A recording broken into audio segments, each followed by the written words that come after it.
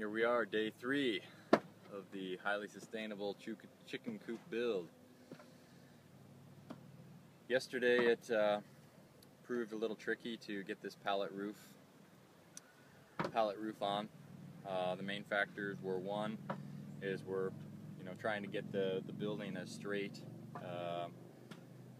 as possible, which means every time we put a roof piece on, we've got to get the walls on either side totally vertical, the exact right distance apart from each other, so that we have a nice geometrically sound building.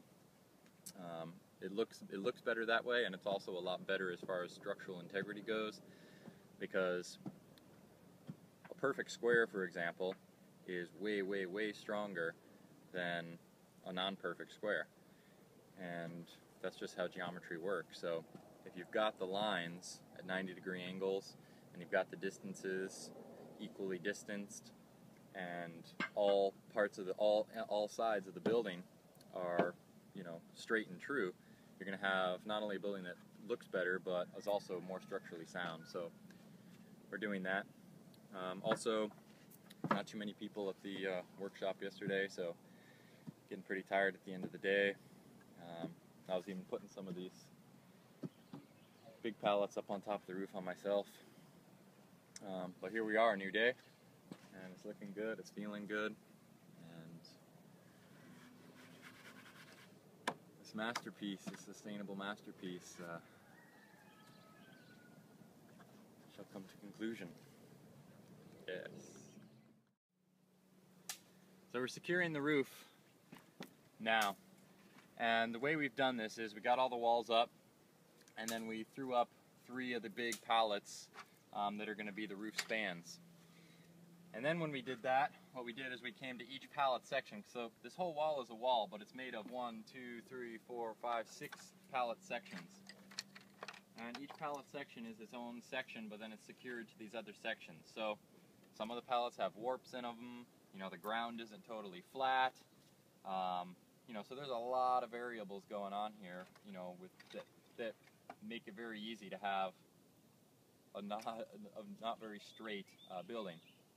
So what we're doing is we're throwing up the pieces of roof, and then we're coming to each wall here.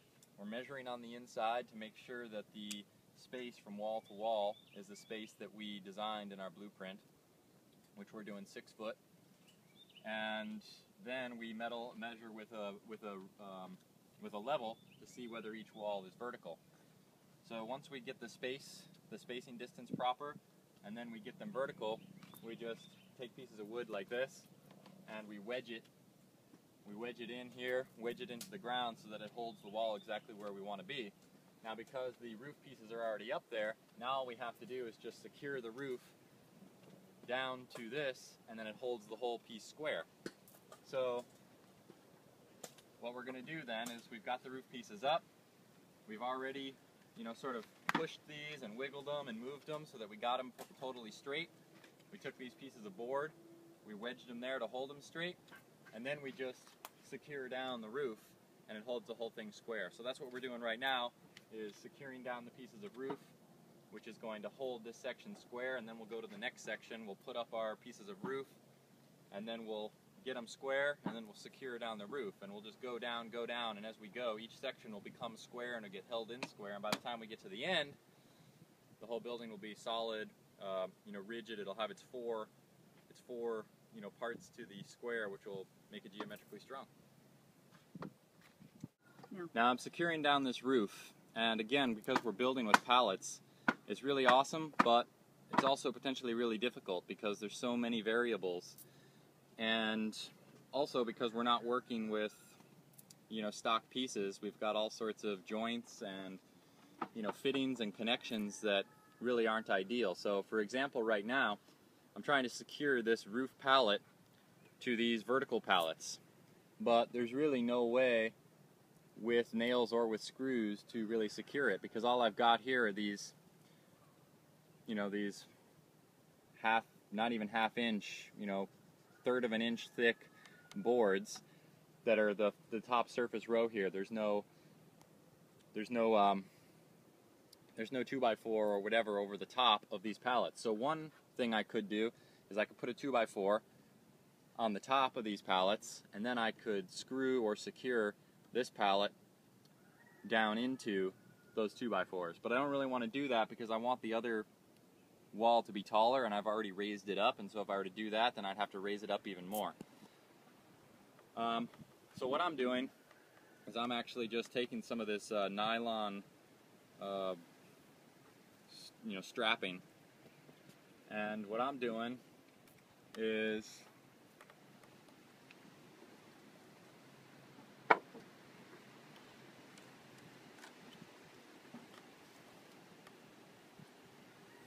I'm just wrapping this nylon around the beam here.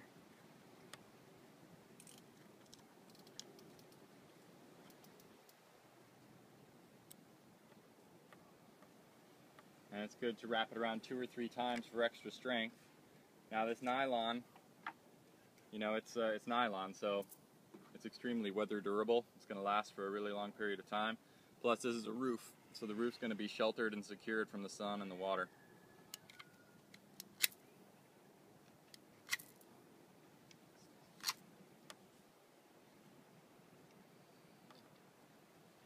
And it's nice to have a really sharp blade. And razor blades are supposed to be razor sharp, but it's getting a little dull after all the work that's gone into it. So a key factor for me when I'm building is sustainability. So the question I have to ask myself is, what is the most sustainable way I can do what I'm doing? And a big part of that sustainability is utilizing resources that are abundantly available and or free. So now this nylon strapping, it's not necessarily that much cheaper than a nail or necessarily that much more sustainable than a nail. But nails wouldn't work here anyways. And this nylon I happen to have for free because I got a bunch of it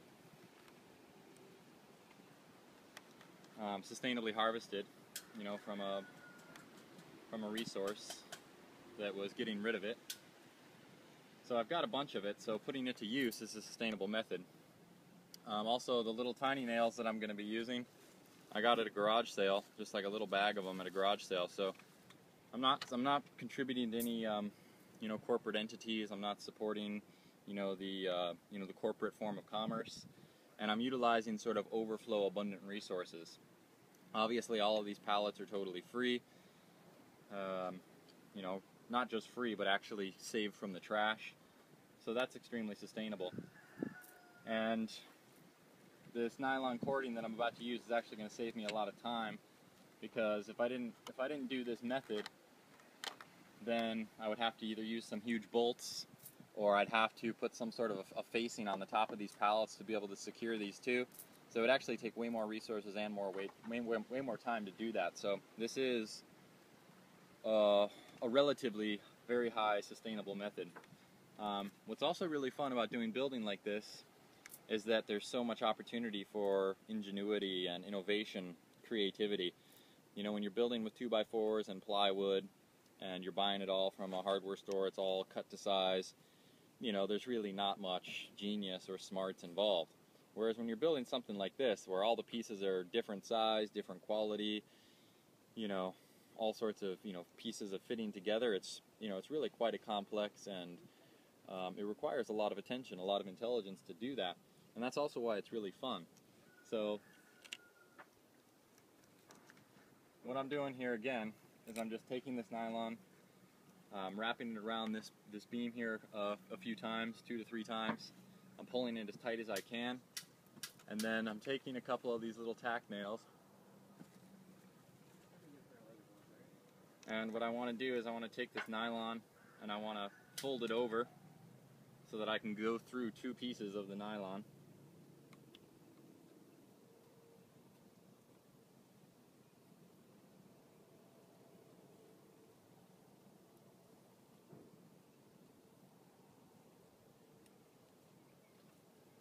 And I'll take this other piece here.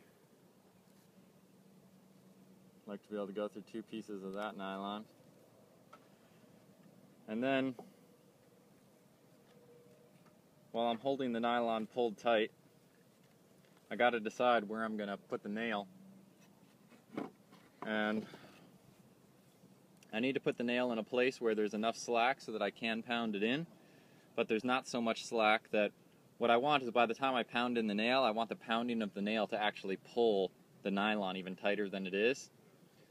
So it might take a few, sort of tries, to really get it figured out, but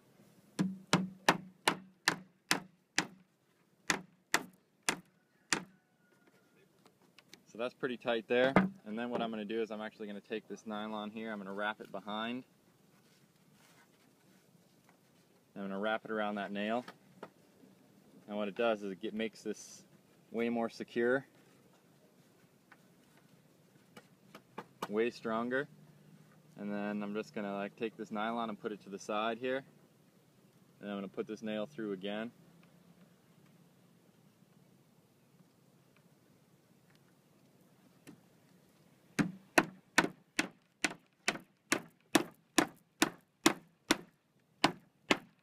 And now it's double secure. So that's pretty taut there. And this, this isn't going anywhere there. And then I'm going to do that on this other side here. And then I've already done it on the other side. So now all of a sudden, this part of the building here becomes super strong.